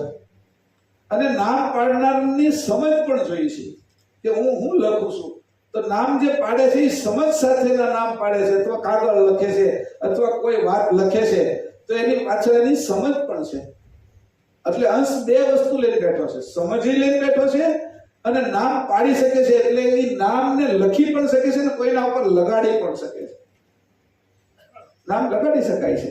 તો એ અંશની આ સત્તા એને આપી. પણ કોના અંશને આપી?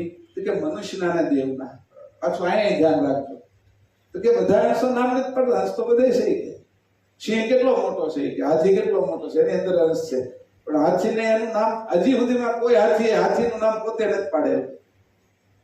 અને મનુષ્ય દરેક હાથીના અલગ અલગ નામ હોતી પાડવા હોય ને. કોઈ એને પાળનારો હોય, એનો જે મહાવત હોય, એને 10 હાથી છે તો 10 નામ ઈ પાડી શકે. તો કે ક્યાં? તો કે મનુષ્યની સત્તા આપણે મોટી આપી છે. એટલે ભાગ તો જુઓ આપણા મનુષ્ય, એને એમ જુઓ તમે કે ઓલો કાચબો 400 વર્ષ જીવે, આપણે કદાચ 120 વર્ષનો આવ્યો છે, એમાં ઓછું જીવ્યું. તો એ બધું જોઈએ આપણે. તો પણ મનુષ્યને જે સત્તા આપી છે એ તો જુઓ. તો કે આ મનુષ્યના વિશે હું છું ત્યાં સુધીમાં મારે એક ક્ષણ પણ ખોટી ન જવા દેવી જોઈએ. પરમ ગુરુનું કેવલ કરતાનું ભજન કરવામાં મારે કાંઈ પાછી પાની ન કરવી જોઈએ. અને મારે જડતાથી ન કરવું જોઈએ, બુદ્ધિ વગર ન કરવું જોઈએ, અંધશ્રદ્ધાથી ન કરવું જોઈએ, જેમ આવે એમ ન કરવું જોઈએ. ભજન એવી રીતે સમજણથી કરવું જોઈએ કે હું જે ભજન કરું એ એને પહોંચે. દિવાલમાં મુક્કા ન મરાય, હવામાં છે એ મહેનત ન કરાય કે ખોટી. જે જગ્યાએ મહેનત કરવાની છે તો એમાં કઈક ઉગાવો નીકળે. તો એવી રીતે મનુષ્ય શરીરમાં આપણી સાથે અંશ છે અને પરમ ગુરુના જ્ઞાનની અંદર આપણે ઊભા છીએ, તો જ્યારે એક ક્ષણ પણ ખોટી જવા દેવી આપણા માટે એ મોટું નુકસાન છે. આ લોકો કદાચ નુકસાનીનો વારો આવે તો નુકસાન શું છે? તો કે સંપત્તિ જવા દેવી નુકસાન નથી, એ કે હારવાર નથી લઈ જવાની. રાજાને રાજ્ય વહી જાય તો કઈ નુકસાન નથી. વિદ્વાનને વિદ્વત્તા વહી જાય, મોટો હોદ્દો હોય એનો હોદ્દો વહી જાય, એ કઈ નુકસાન નથી. નુકસાન તો એ છે કર્તા સાથે એકતાર ન કર્યો, કર્તા સાથે એક ન છો અને કર્તાની સાથે એની સમજણમાં હું એકરૂપ ન છો. એ જે સમજણ છે એ મારે લઈને જવાની છે. એ સમજણ જે હું લઈને જવાનો છું, આ ઘાટ છોડું તો સમજણ તો રહેવાની છે, જાણ તો રહેવાની છે, કારણ કે સ્વરૂપ જ મારું જાણ છે. અંશનું સ્વરૂપ જ સુજાણ જાણ, ઓલાનું મહત સુજાણ જાણ છે, આપણું અલ્પ સુજાણ જાણ જ છે. તો પણ આપણું સ્વરૂપ તો જાણ કર્તાની સાથે જોડવી, પરમ ગુરુ સાથે જોડવી, ચરણમાં જાવું, એમાં એક શ્વાસે વ્યર્થ જવા દે તો ખોટનો ધંધો કરીએ છીએ આપણે. આ ખોટનો ધંધો છે આપણો, નુકસાનીનો ધંધો કરી. રોટલા બળી ગયા આપણા બધા, ખીચડી છે એ દાજી ગઈ, કારણ કે રસોઈ બનાવો તો રસોઈ તો પાકવી જોઈએ, ખવાય એવી થવી જોઈએ ને.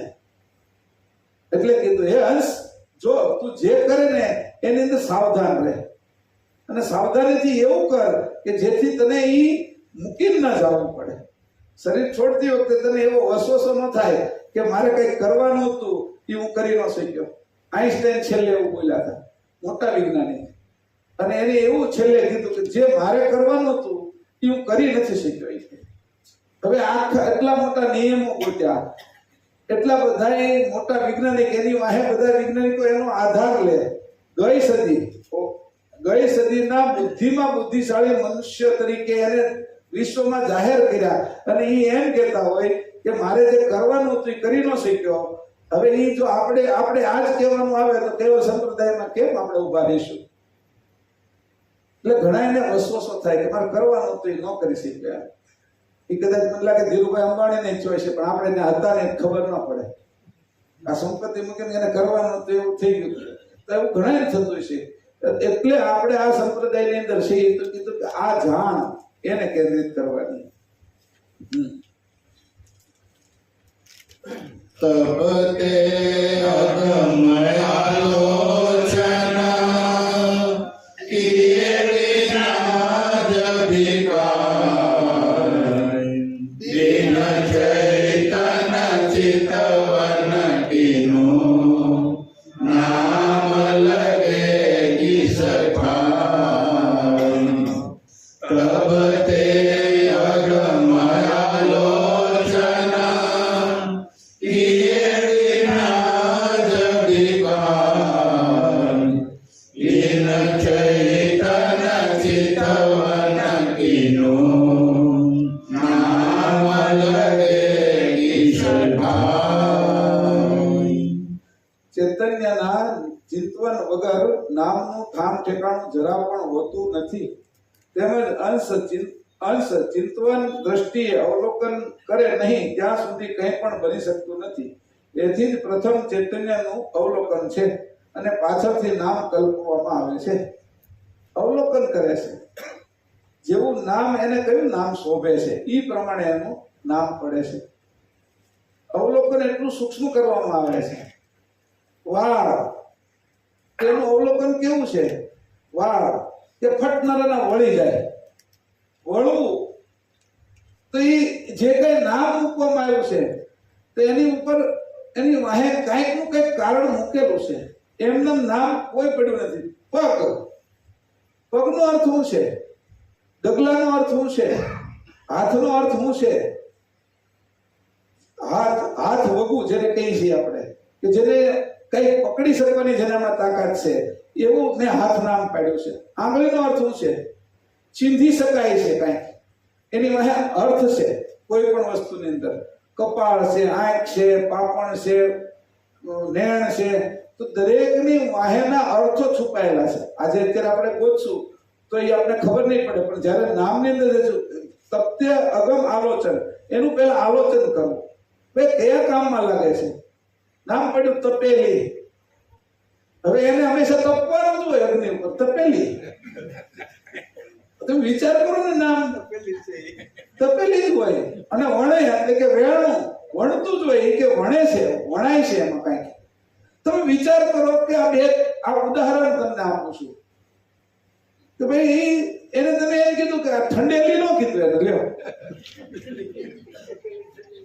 વિચાર કરવા જેવા છે કે નામ પાડવા માટે આલોચન કેટલું વ્યવસ્થિત કે અંશને કેટલી જાગૃતિ છે એ મનુષ્યના દેવના અંશને અને એ પરમ ગુરુએ કેવી એને સમજ આપી છે કર્તાએ કેવી સમજ મૂકી છે કે જેનું નામ પડે ને એની અંદર ગુણ પણ દેખાય એવી રીતે નામ પાડ્યા છે. આ ઉદાહરણ બે આપ્યા છે મેં તમને પણ એનો અર્થ એવો છે કે દરેક વસ્તુના નામ પાડવા પાછળના એના ઉપયોગો અને એની પાછળ રહેલા રહસ્યોની ખબર પડે. એટલે એને કીધું ને કોઈ પણ વસ્તુ છે એ ગમે ત્યારે પેલા તો ચૂલા હતા એની ઉપર તપેલું મૂકેલું હોય એમાં પાણી કે કઈક મૂકેલું હોય એને હેઠે ઉતારી મૂકી દે ને એટલે કઈક દેરાણી જેઠાણી જેને મૂક્યું હોય એ બહાર ગયા હોય અને કઈક એની પછી કોઈ આવ્યું હોય તો તપેલી છે એટલે કે તપેલી જ હોય એટલે અડતા ધ્યાન રાખે નકર ફરફલો પડી જાય. કોઈ ઉતારી વહી ગયું છે પછી બીજા આવી ગયા એ તપેલી છે તરત ને તરત એટલે એનું નામ જ પાડેલું તપેલી છે. ગમે ત્યારે એ ઠંડી હોય ને તો તારે તપેલી છે એમ સમજીને જ એને વહીવટ કરવો કે તરત ફોડલો પડતા વાર ન લાગે તરત જ થાય કે તો કે આવા વિષયો છે પરંતુ કેટલું બારીક કે છે.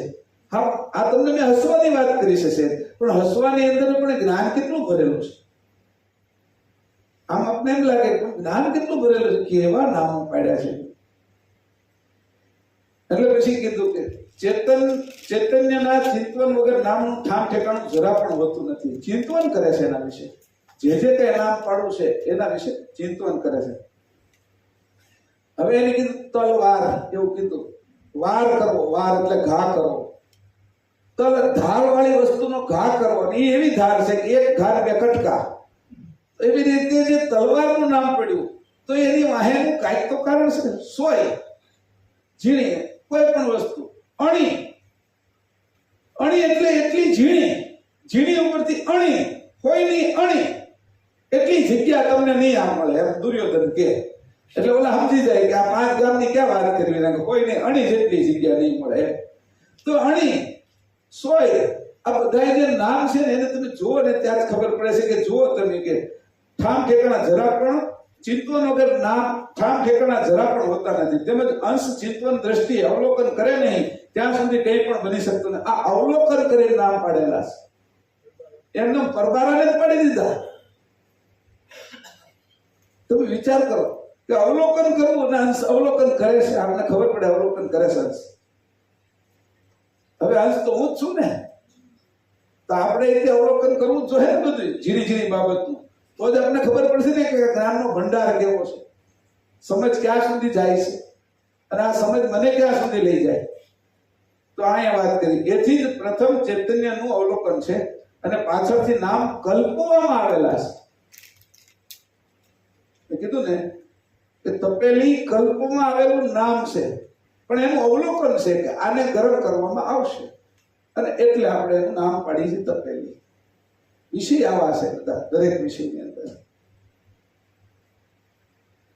આનાથી આગળની ચોક નિર્ગુણ કેવા શિરગુણ અગમ અલભ કેવા રૂપ જેહી તેહી પદ સ્વાપન બિનુ લગે નામ નિરૂપ.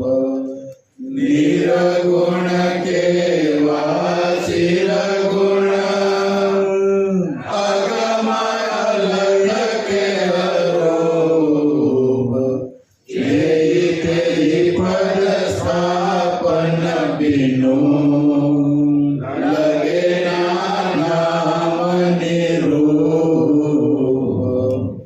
શિરગુણ નિર્ગુણ અગમ્ય અને અરૂપ આદિ પદની સ્થાપના કરેલી ન હોય તો તે પદને નામથી નિરૂપણ કરી શકાતું નથી.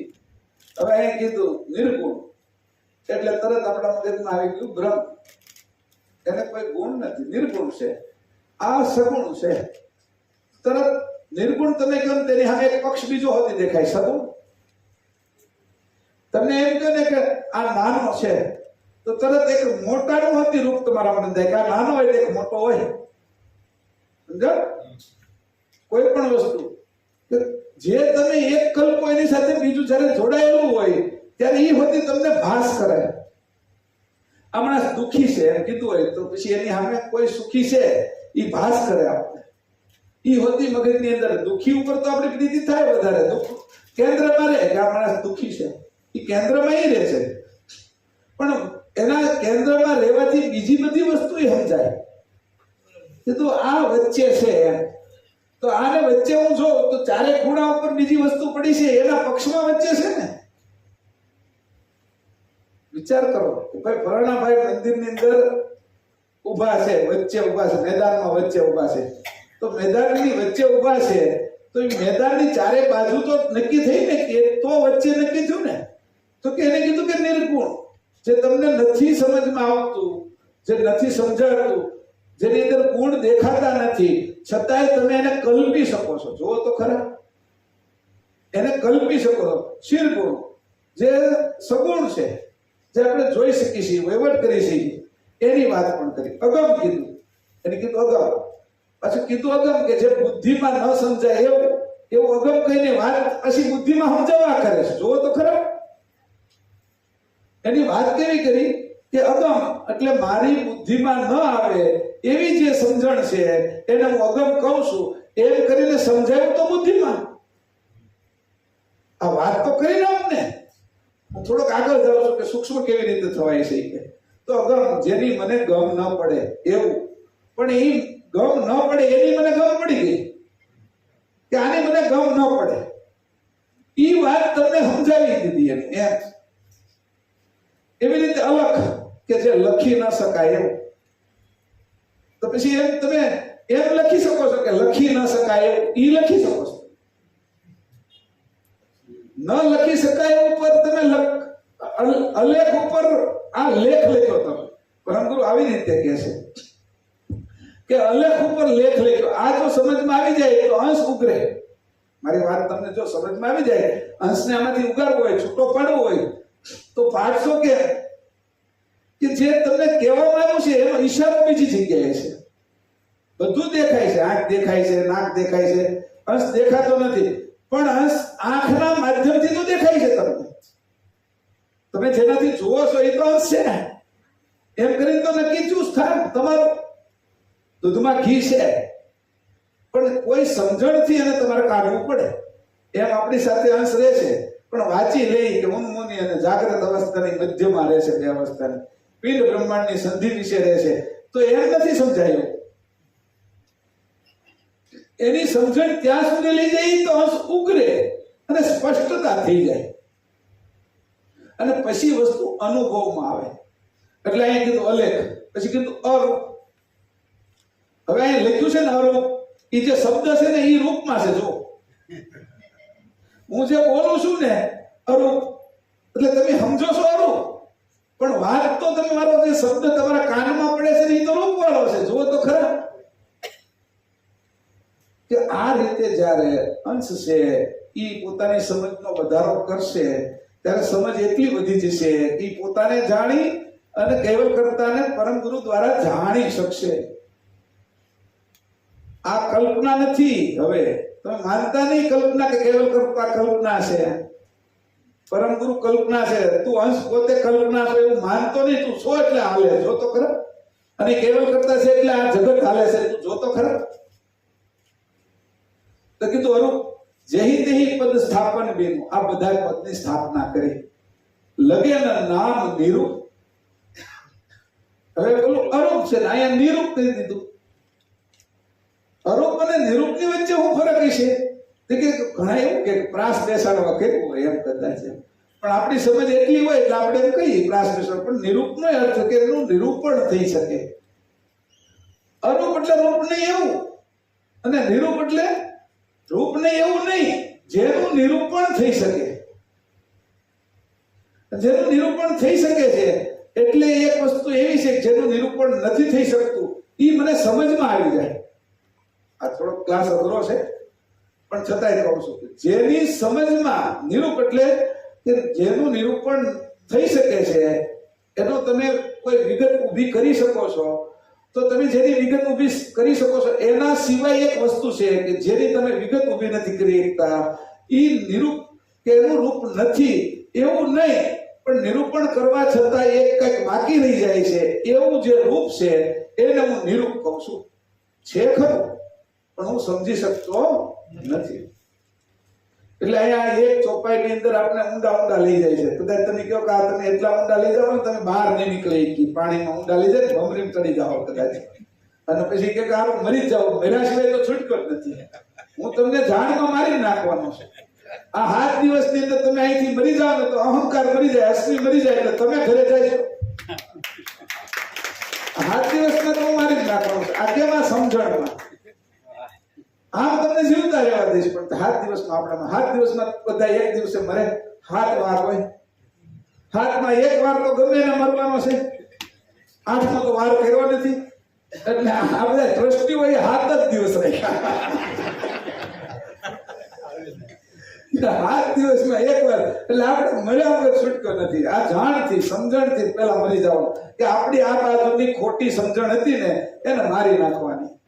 એ રૂઢિવાળી હતી, એ આમ ઉપરથી આવેલી હતી, જડતા વાળી હતી, એને આપણે એનો નાશ કરી નાખીએ, એને મારી નાખીએ છીએ. શિરગુણ નિર્ગુણ અગમ્ય અને અરૂપ આદિ પદની સ્થાપના કરેલી ન હોય તો તે પદનો નામથી નિરૂપણ કરી શકાતું નથી. ચોપાઈ 30. તેહી પદ જેહી અરે કવિતા અણુઆદે બ્રહ્માંડ જહાં જહાં કશું નિરૂપણ તહાં તહાં નામથી માંડ. તેહી પદ જેહી અરે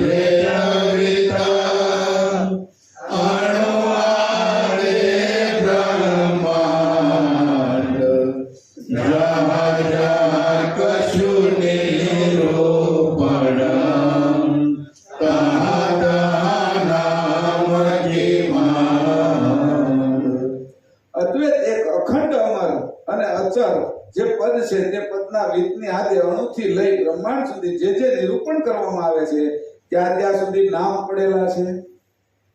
અદ્વૈત ઈ નામ, અખંડ ઈ નામ, અમર ઈ નામ, અજર ઈ નામ, પશુપદ ઈ નામ, અને તે પદના વિતની આદિ એનું વિત, આ પદનું વિત એ અણુથી લઈને બ્રહ્માંડ સુધી એ બધાના પાછા નિરૂપણ થાય. એ તમે સમજાવી શકો છો. લ્યો આ લોકોએ એવું કર્યું, જૈન સંપ્રદાય, બૌદ્ધ સંપ્રદાય જે નિરંજનને માને છે એને એમ કીધું નિર્વાણ વાણી નથી રહેતી, એટલે એ નિરૂપણ કરી ન શકે. આપણે એવું કહીએ છીએ છેલ્લી ચેતન વાણી રહેશે, અંશ અંશીની વાત કરવાની. અને જ્યારે અચરતમાં અંશે થઈ ગયા અને પરમ ગુરુએ જે વાત કરી અમૃત વાણી રહેશે કે ઓલા તો 5મી વાણીમાં ગયા ને, આકાશવાણી, નિર્વાણ, 4 વાણીને મૂકી દીધી એની છે. વેખરી, મધ્યમાં અને પશ્ચિમ ને પરા, એ 4 વાણી ઘાટની અંદર હતી. ઘાટની બહાર ગયા કે વાણી નથી, વાણી નથી એટલે કીધું નિર્વાણ. વાણી ન હોવું એનું નામ નિર્વાણ પાડી દીધું. એટલે આ લોકો કે અમારા દાદા નિર્વાણ પામી ગયા છે, હવે વાણી બંધ થઈ ગઈ છે એમ સીધું છે. બોલતા બંધ થઈ ગયા એટલે નિર્વાણ થઈ ગયા એમ. અહીંયા નિર્વાણ એમ કે છે કે હું તો એવો છું કે જે નિર્વાણ છે એની ઉપરની વાણી કાઢી શકું છું. વાણી નથી રહેતી, વાણીનો હું ઉપયોગ કરી શકું અને તારી સાથે વાત કરવા માટે. એટલે જ્યારે અચરતબા છે એ જ્યારે એના મૂળ અંશે થયા ત્યારે પરમ ગુરુ એની સામે જ ઊભા હતા, પ્રગટ હતા, એ દિવ્ય સ્વરૂપે હતા. અને એની બે વચ્ચે જે સંવાદ થયો એ 7મી અમૃત વાણીથી થયો, ચેતન વાણી છે. હવે ચેતન વચ્ચેનો સંવાદ કરવાની વાણી ચેતન વાણી છે. અત્યારે હું તમારી હારે જે સંવાદ કરું છું વેખરી વાણી છે, અને હું ક્યારેક ભાવથી જે બોલું છું એ હૃદયની અંદરથી આવતી પશ્ચંતી વાણી છે. અને હું વાણીની અંદર રમત કરું છું કાંઈ આ જુદી જુદી એ કંઠમાંથી આવતી મધ્યમાં વાણી છે. એ તમને પ્રિય લાગે, તમે સાંભળવા માટે તૈયાર નકર બગા ખાવા પડો. એક એક આ મહેશભાઈ કે પત્તો નથી ખાતો, મગજમાં આવતું નથી એટલે બગાસ આવવા મળે. તો એ જે એમાં મીઠી વાત ભરું છું એ મધ્યમાં વાણીની છે, મીઠાશ છે કંઠની અંદર. અને એ મીઠી વાણીની અંદરથી આ બધા રાગો નીકળે છે. શિવરંજની ને ભેરવી ને આપણે જે જીગાભાઈ બધા જે ભજન ગાય છે એ ભજન કેમ પ્રિય લાગે છે? એ વાણીની અંદર એમાં રસ ભળે છે કંઠમાંથી. એ જે રસ ભળે છે ને એ વાણી. પણ અહીંયા એવું કીધું કે આ બધું જે નિરૂપણ કરીએ છીએ કે જે વાણીનું, તો પરમ ગુરુ જે વાણીનો ઉપયોગ કરે છે એ વાણી અમૃત વાણી છે. હંસ તું એ ગતિએ પહોંચ કે પરમ ગુરુની વાણી તું સાંભળી શકે. હું તને કહું છું કે તું એ જગ્યાએ પહોંચી જા કે પરમ ગુરુની વાણી અમર વાણી સાંભળી શકે. તને એ જ સાંભળવાનું મન થાય એટલે તારે સાંભળવા માટે કેવલધામમાં રહેવું પડે. અને કેવલધામમાં તને પરમિશન મળી જાય આ બાબતે રીતે, તો કેવલધામની પરમિશન તને આ બાબતે મળી જાય, તને એ પ્રિય વાણી લાગવી જોઈએ. અને એ વાણી અમૃત વાણી છે. અમૃત વધે વચન એવું કીધું. એવી રીતે વાત કરી ને અટલ સાગરમાં, તો કે અમૃત વાણી જયારે બોલ્યા છે એ વાણી મારે પણ પ્રાપ્ત કરવી છે. હંસ હંસીની વાણી છે. એ બે વચ્ચે સંવાદ થાય છે. આપણે ઘાટ વચ્ચે સંવાદ થાય છે. આપણે બુદ્ધિ વચ્ચે સંવાદ થાય છે.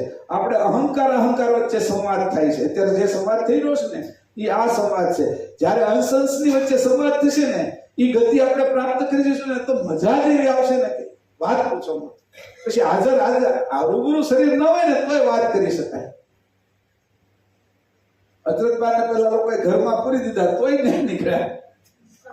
કેમ કે પછી એવી જરૂરિયાત નથી. ગમે ત્યાં તમે તો પહોંચી જવાય કે પછી. અને એ કોઈ રીધિ સિદ્ધિ નથી, ચમત્કાર બતાવવા માટે નથી. એ સ્થિતિ હતી.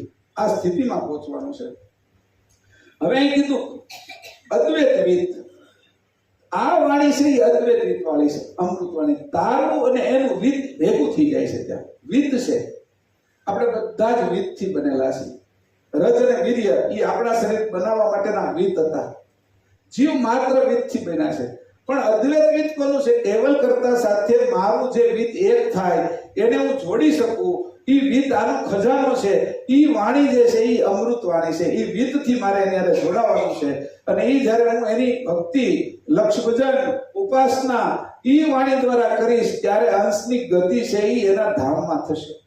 અહીંયા હું તમને નામ નિરૂપણમાં એનું અતિ નિરૂપણ કરું છું કેમ પહોંચાય એની સાથે આગળ 31 દિનો નિરૂપણ નામ કે લાગ લગે કિસ ઠોર તબ તે પીછે નામ હી નામી સબકે મહોર. દિનો નિરૂપણ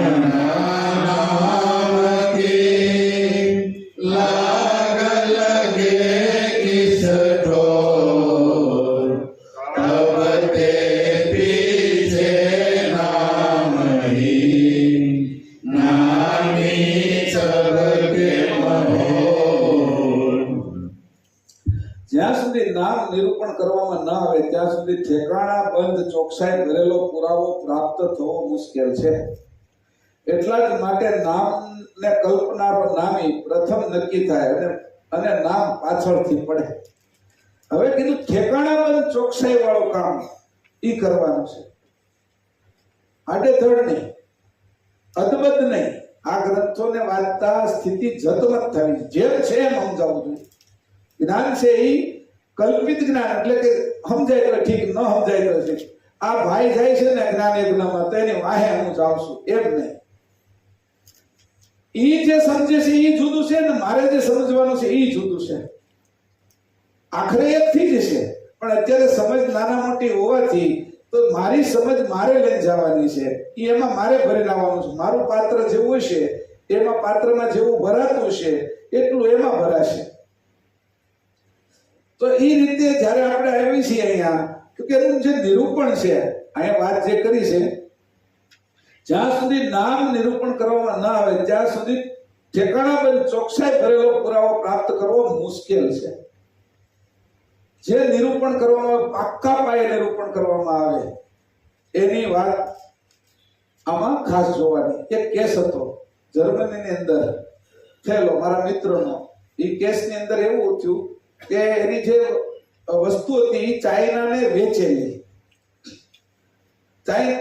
જર્મનીને વેચેલી એ કોઈ વેપારીને, અને એ ચાઇના એ માલ એની મોકલેલો. એટલે પહેલા જર્મની વાળાને ખબર પડી જે કાયદેસર રીતે કે આની મારે અરે ચીટિંગ કર્યું છે, મારી અરે જે ધંધો થયો છે એ વસ્તુ એની બીજી જગ્યાએ મોકલી છે. અને એનો કેસ જર્મનીમાં ચાલ્યો કોર્ટની અંદર.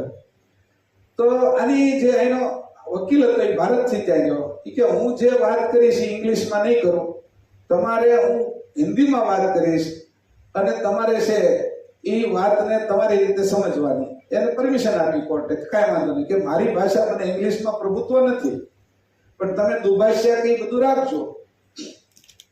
હવે કેસની અંદર એવું હતું કે પહેલા વ્યક્તિ એવું લખાયું હતું કે જે જર્મનીના વ્યક્તિ કે આ ભારતના વ્યક્તિએ માલ એને વેચો એટલે બેચા. તો આની એની કીધું કે ભેજા, બેચા નથી કે એ જે શબ્દ છે ભેજા, મેં મોકલ્યો, વેચો નથી કે. એટલે ઓલા એને ફરિયાદ એવી કરી કે મેં જે માલ લીધો છે એને વેચો. એને હવે વેચવામાંથી નીકળી ગયો. ચોકસાઈ એવી કરી કે ભેજા, મેને ખાલી મોકલ્યો છે, ભેજા મેને માલ, વેચા નહીં. હવે એ શબ્દને પછી એને કીધું તમે આ વિશે તમારા ઇંગ્લિશની અંદર કે તમારી જર્મન ભાષામાં જે અર્થ થતો એ કરો. એટલે બેચામાંથી ભેજા એટલો ફેર કરી નાખ્યો તો ઓલો સામે વાળો કેસ હારી ગયો.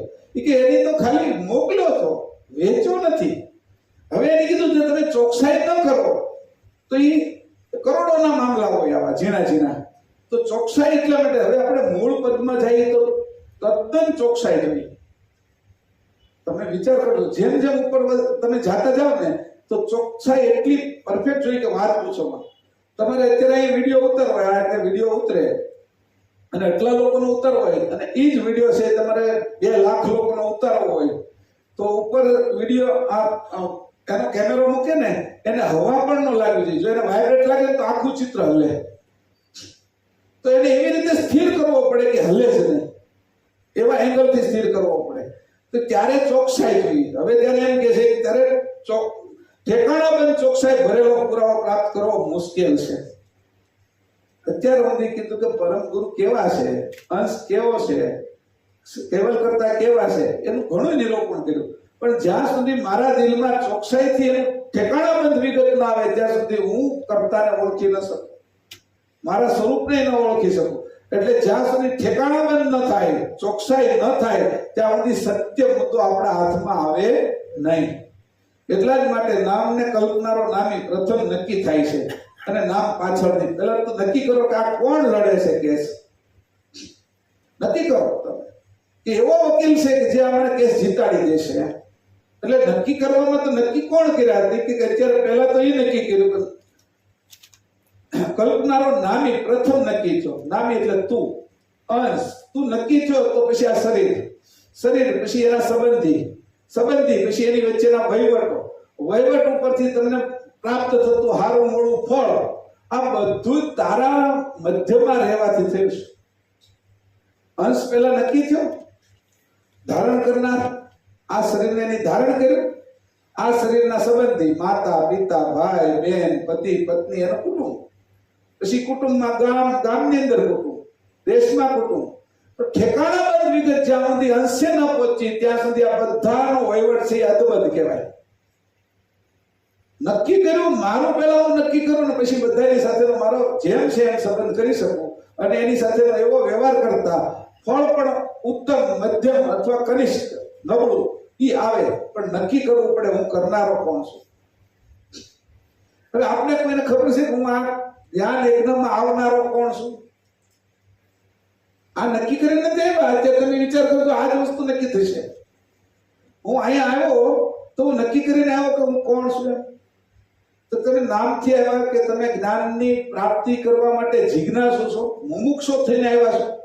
નક્કી થશે કે હું મુમુક્ષુ છું, જિજ્ઞાસુ છું, અહંકાર લઈને આવ્યા છો કે હું આ જ્ઞાન યજ્ઞમાં જાઉં તો 5 વસ્તુ મારે આજુબાજુ વાળાને મને આવડે છે ને કેવી છે. પછી મને આ મારા ઘરના મારા દાદા જાય છે તો જીવણભાઈના છોકરાનો હિરેનનો દીકરો આવ્યો તો એમ આવ્યા છો તમે એ જ્ઞાન માટે આવ્યા? એટલે નક્કી કરો, તમે ચોકસાઈ કરો કે હું જ જ્ઞાન માટે આવ્યો છું, કોઈના પાછળ નથી આવ્યો. ઘણી વખત એમ થાય, સંતો આવતા હોય તો કે ભાઈ આ સંત જાય છે એટલે હું આવી છીએ, કે આવું જ્ઞાન યજ્ઞ છે ને એટલું મોટું કામ છે એટલે જઈએ. ચોકસાઈ ભરેલો મુદ્દો નથી. અહીંયા પણ બેઠા છો તો ઘરે રસોઈ નથી કરવાની અત્યારે એટલે આવી ગયા છે, એ ચોકસાઈ ભરેલો મુદ્દો નથી.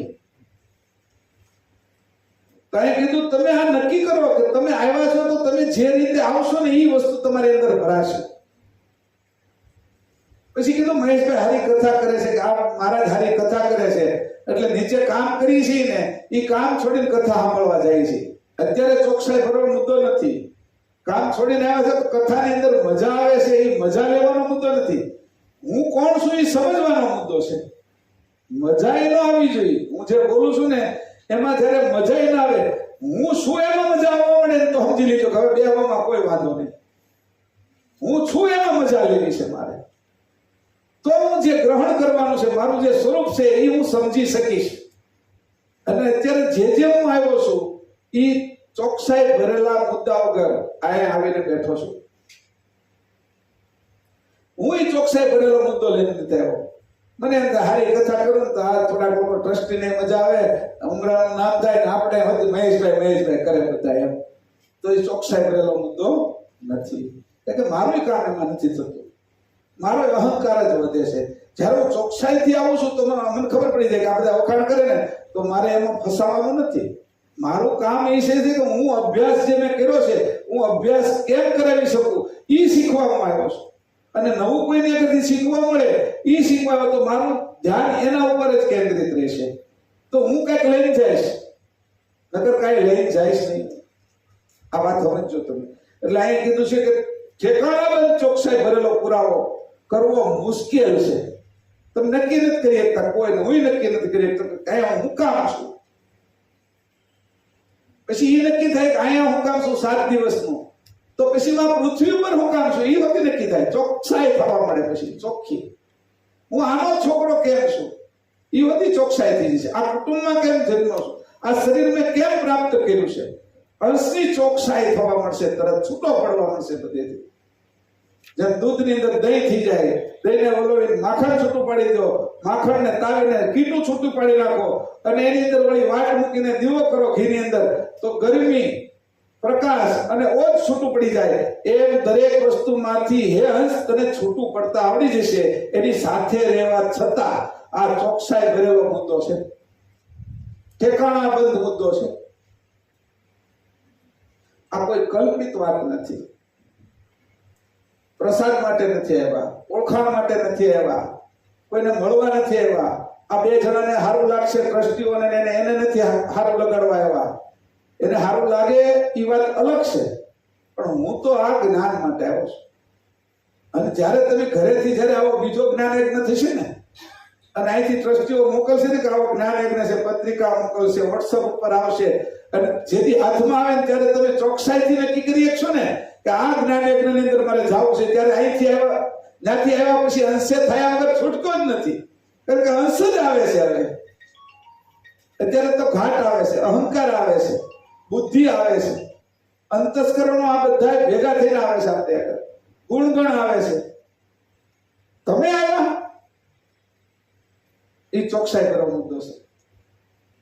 કોઈ કીધું એટલે આવ્યા નહીં, આવું થાય છે એટલે મારે જવું છે અને મને નક્કી થયું છે કે આ રીતે ઠેકાણામાં આ રીતે એટલા જ માટે નામનો કલ્પનારો નામી પ્રથમ નક્કી થાય છે. તમારું પહેલું નક્કી થશે, પછી આ આખો જ્ઞાન યજ્ઞ, પછી આખો પરિવાર, પછી આ શરીર. પહેલો તો હું નક્કી થયો આ રીતે, અને નામ પાછળથી પડે છે. અને પછી જેટલા નામો પાડી શરીરના વિશેના કેટલાય નામો છે, જ્યાં જુઓ ને નામ ભરેલું છે. કે દાઢી, પછી આ ગાલ, હોઠ, ચામડી, નાક, પછી નાખોરું, જે તમારે જેટલું જોઈએ, પેઢા, દાંત ચાવવાના, ચીરવાના, જે પાડવા એટલે જેટલા પાડવા એટલા પાડી શકાશે નામો. અને નામો પાડ્યા છે પછી એના કામો છે.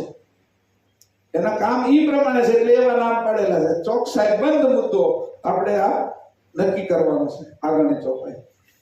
जब आगे कछु थापना तब पीछे तीनों नाम या विधि सकल चराचर नाम विना नहीं थाम जब आगे कछु थापना तब पीछे तीनों नाम या विधि सकल चराचर नाम विना नहीं थाम જેની જેની પ્રથમ સ્થાપના કરવામાં આવે છે તેના નામો પાછળથી પડે છે. એ ન્યાયથી નામ વગર કોઈ જગ્યા ખાલી નથી. નામ વગર કોઈ જગ્યા ખાલી નથી એટલા તો નામ પડ્યા છે. આની આગળની જે ચોપાઈમાં એક બીજો ચોખવટ કરવી હતી કે હું અહીંયા આવ્યો ને પરમ ગુરુ આવ્યા, એમાં હું આવ્યો ને એમાં કોઈ ચોકસાઈ નહોતી. ઠેકાણા બંધ હું નથી આવ્યો, પરમ ગુરુ આવ્યા તો ચોકસાઈ થઈ આવ્યા છે, કંસોને તારવવા માટે આવ્યા. તો એની જાણ સમગ્ર જાણ આ બધા જ ગ્રહોમાં ધામોમાં ગયા તો એ જાણ અકબંધ રહી છે. અને આપણે આ બાજુ આવ્યા છીએ અંશ તો આપણી જાણ વિસરાઈ ગઈ છે. ચોકસાઈ નથી ને, ઠેકાણા બંધ નથી ને. ત્યાંથી નીકળું છું ત્યાંથી પછી જ્યારે આપણે અંશે થાય કદાચ એવો સમય આવ્યો હોય અને આ બાજુ આવવું હોય ત્યારે ઠેકાણા બંધ ચોકસાઈથી આવી જાવ. અંશ જ્યારથી ત્યાંથી નીકળે છે ત્યારથી ચોકસાઈ આવી જશે. પછી આ જો ટેવ પાડશું તો ઘરેથી યજ્ઞ માટે નીકળી, જ્ઞાન યજ્ઞ માટે, ઈ ચોકસાઈ જો થઈ જશે આના માટે જ જાવ છો તમારું પછી હોકાયંત્ર ફરશે નહીં. હોકાયંત્ર ની હોય ને એ તમે ગમે એટલું એના આમ ફેરવો ને હોય ઉત્તર બાજુ જ રહે, ઉત્તર દિશા જ બતાવ્યા કરે. એટલે એનો ઉત્તર સાચો, બીજા બધાના ઉત્તર ખોટા. સમજાવો? હોકા જેવા બનવાનું નથી.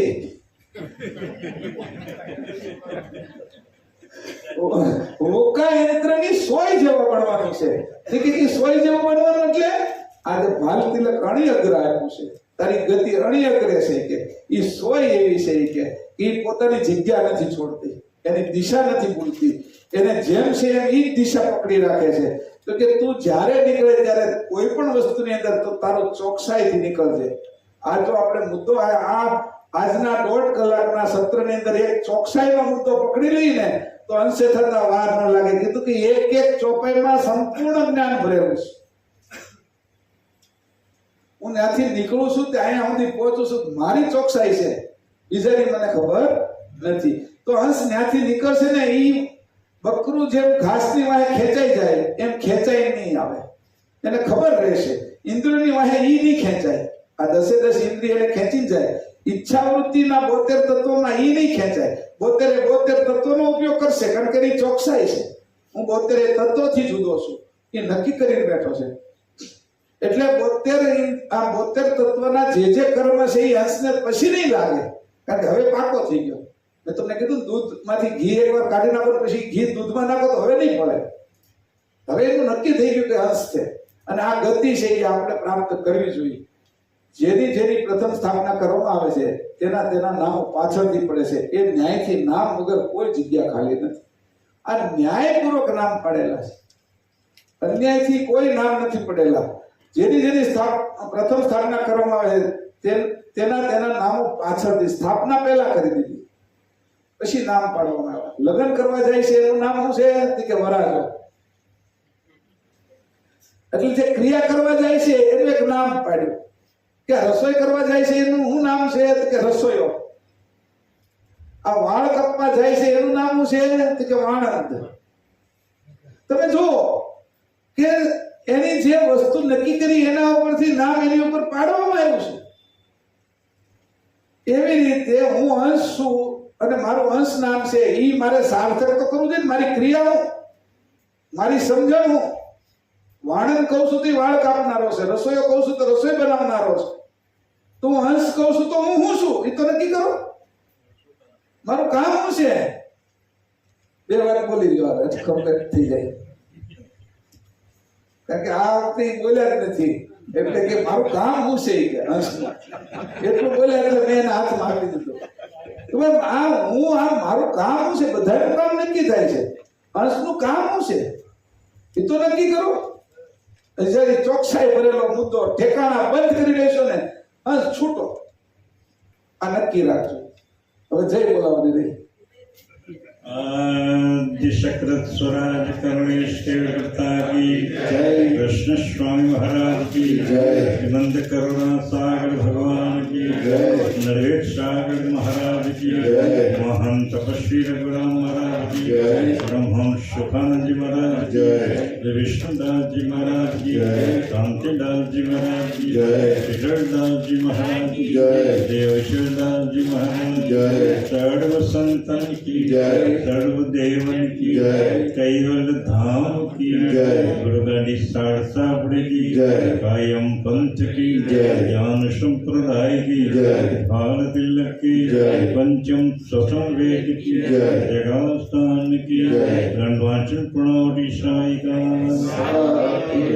सारे